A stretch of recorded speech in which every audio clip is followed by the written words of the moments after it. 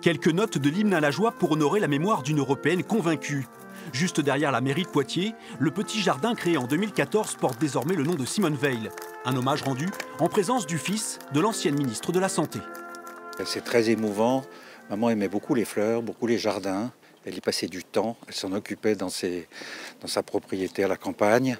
Et le fait que dans ce jardin, il y ait des œuvres artistiques est quelque chose d'important également pour elle, puisqu'elle aimait énormément l'art, visiter des musées, visiter des galeries. Dans l'assistance, des élèves de primaire sont venus dire quelques mots. Eux aussi, à l'école, ont appris le destin hors norme de celle qui fut déportée à l'âge de 16 ans. Courage civique, tolérance, respect de l'autre. C'est une personne importante qui a représenté un peu l'Europe. Je suis content parce qu'elle a aussi protégé les droits des femmes.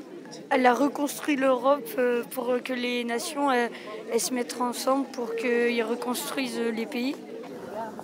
En juillet, Simone Veil et son époux reposeront au Panthéon. Avant cela, une exposition lui rend aussi hommage au sein de l'hôtel de ville de Poitiers. Des images et des sons reviennent sur ce parcours d'exception. Des camps de concentration à la construction européenne, en passant par la loi sur l'interruption volontaire de grossesse. L'avortement doit rester l'exception. Je crois que les combats qui ont été les combats de Simone Veil sont toujours d'actualité. Lutte contre le nationalisme, la libération de la femme, promouvoir l'Europe. Je crois que ce sont des sujets de brûlante actualité. Et c'est pour ça que ce n'est pas uniquement la mémoire de Simone Veil qu'on honore aujourd'hui, mais c'est aussi une nécessité de réflexion par rapport au thème qu'elle a abordé. L'exposition est visible jusqu'au 5 avril, tout près du jardin Simone Veil.